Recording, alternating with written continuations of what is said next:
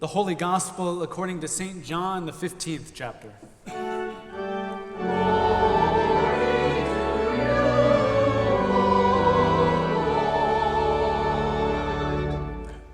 Jesus said, "As the Father has loved me, so I have loved you. Abide in my love. If you keep my commandments, you will abide in my love, just as I have kept my Father's commandments and abide in his love. I have said these things to you so that my joy may be in you and that your joy may be complete. This is my commandment, that you love one another as I have loved you. No one has greater love than this, to lay down one's life for one's friends. You are my friends if you do what I command you. I do not call you servants any longer, because the servant does not know what the master is doing. But I have called you friends, because I have made known to you everything that I have heard from my Father.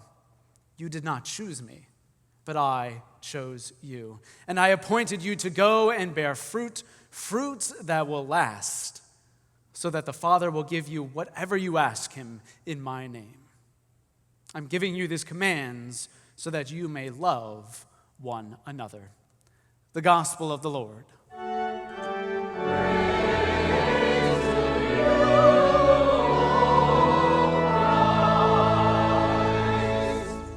Please be seated.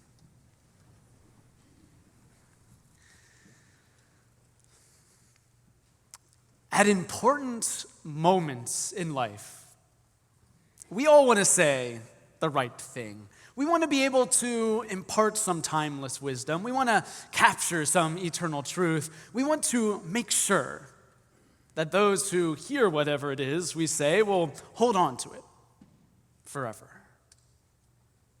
Well, this is where we find Jesus in our gospel reading for today at an important moment. These verses from the 15th chapter of John come from a longer section that runs all the way from John chapter 13 to John chapter 17. And together they're called the farewell discourse. And this moment is important because this is the last night that Jesus is with his disciples before he is arrested, put on trial, and crucified. This is the last night. It is his last moments to teach. It is his last moment to preach. It is his final commandment. And because it's the last time, we actually get a final commandment twice, probably for emphasis in the course of these 4 chapters of Jesus' farewell discourse. We hear it first in John chapter 13 when Jesus begins to speak. And when Jesus begins to speak, I like to imagine the disciples sitting on the edge of their seats. They can sense that something is going on. They've heard Jesus predict many times what will happen to him, but even in this moment, do they truly believe that this is it?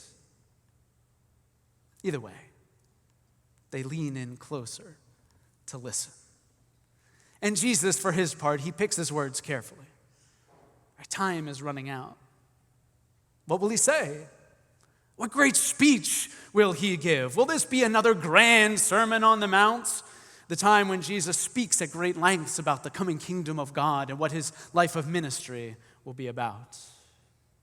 Or will Jesus perform some great final miracle that leaves everyone in complete awe? Jesus actually does neither of those things.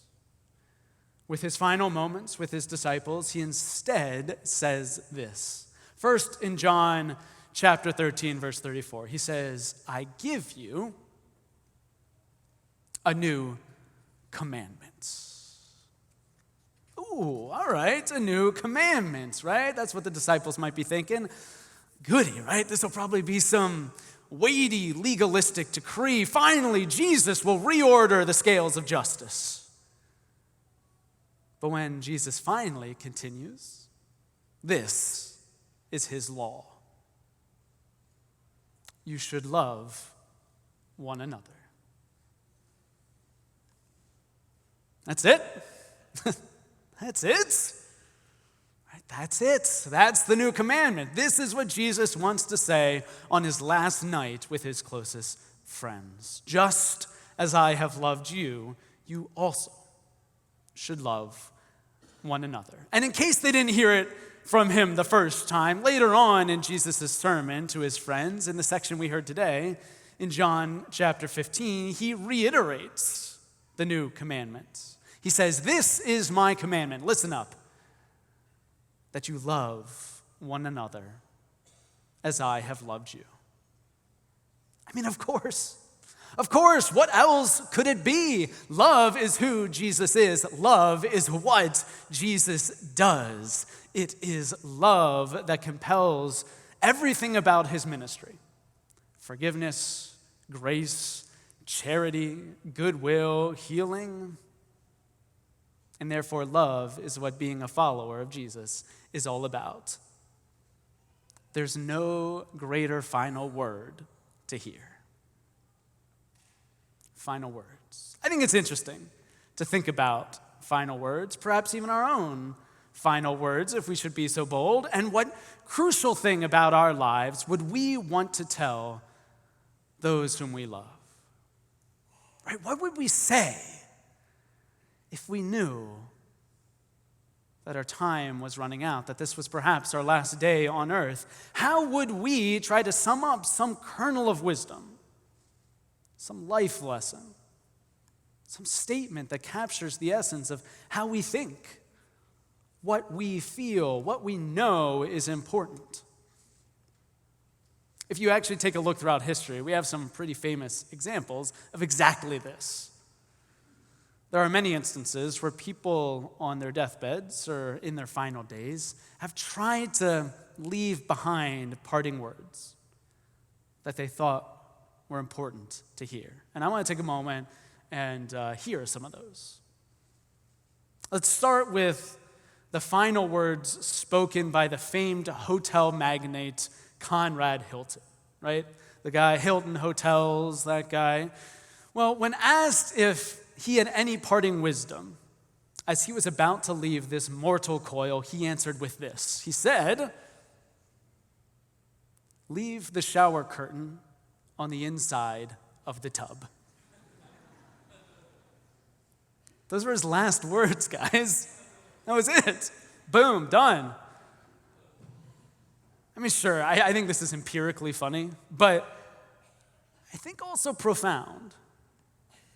Right? Hilton was a hotel man. This was his life. He poured his heart and soul into this, keeping bathroom floors safe and dry and mold and mildew free. That says a lot about who he was, what he thought was important, what he wanted others to think was important too. Not bad advice. Or let's try another set of parting words. One of the greatest showmen that the world has ever known, the great P.T. Barnum of circus fame. What do you think he would have said? What did he asked? He asked a question as he lay sick in bed. His last parting words.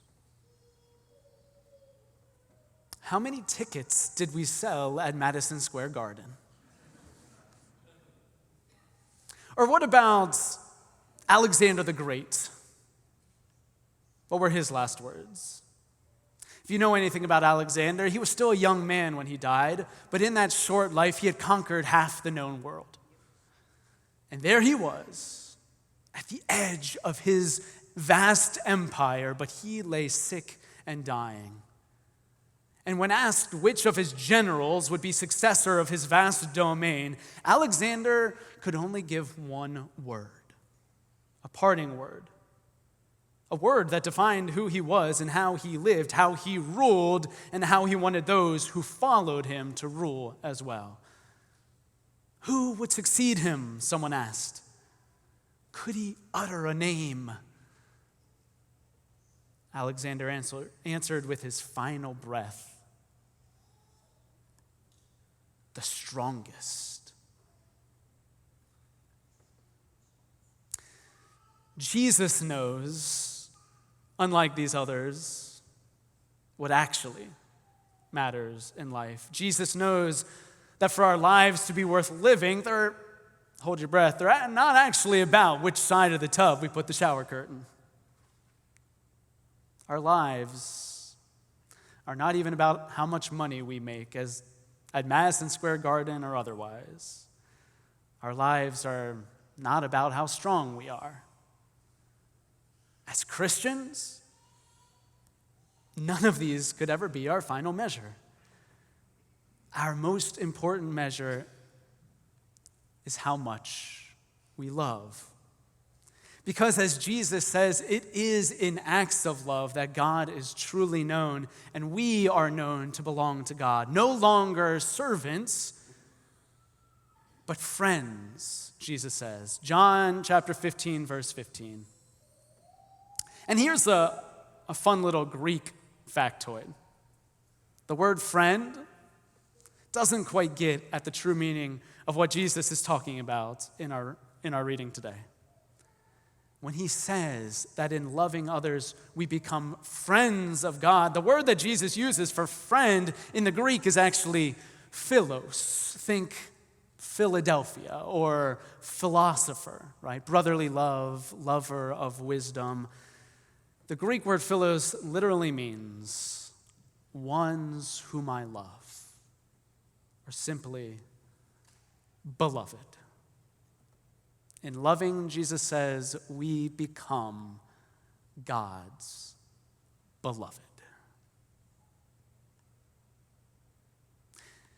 It doesn't need to be dying moments when what we say and do matters. There are many goodbyes throughout our lives, tiny moments of endings and new beginnings that come to us each and every day. Just think about this time of year, right? Children are finishing a year of school, graduating perhaps from high school, graduating from college. Or think of your life, right? There are many moments of parting. Perhaps you're with long-lost friends and the time has come for you to depart. Or simply put, let's think about even our leaving this place. We'll depart from one another, not knowing what our days and our weeks will hold until we gather again and see each other once more. But in all of these moments, there are really only so many words to say. There are only so many words that make any difference, that do any good, that make the world a better place. And those words are love. Time and time again in these circumstances, these are the words that we say and what we need to hear. In Jesus' farewell sermon, he told them, and then told them again just to make sure, the only words that they would need to hear, the only ones that matter, the only ones that make any difference, the only ones that define what being a disciple, a friend, a beloved of Jesus is ultimately about. A new commandment, the only commandment on which we can hang all the law and the prophets. Love one another just as I have loved you. I want to end with some parting words that my family kept as a tradition. Growing up, we had a tradition around parting words, and it was this. Every morning before my brother or I left for school, every morning after breakfast, we'd put on our backpacks and jackets and head out the door. And without fail, every single day, even when I tried to sneak out of the door in the morning and just avoid the whole thing, my mother would catch me down the sidewalk and she'd make me turn around as probably I rolled my eyes, and she would shout two words. She would say a Latin phrase, carpe diem. That's right, seize the day. You guys, what was that movie with Robin Williams where he says that? Right. Seize the day. Right, it was often accompanied with I love you, but it's the carpe diem that made our family unique, right? Carpe diem, the unofficial motto of our family, I guess. And it is graduation season after all. Kataba's had theirs yesterday, this is why I'm throwing all this Latin and Greek at you, but you can handle it. You're a smart bunch. And in that spirit, if you indulge me, I would like to send you all off with my own version, a twist on my mom's parting words. A little more Latin, a piece of timeless wisdom, an eternal truth, what Jesus is calling us to do as he departs and I want to give to you as we depart. A commandment for this day, for last days, and every day in between. Friends, beloved, we part today with these words. Carpe amorem. Seize love. Amen.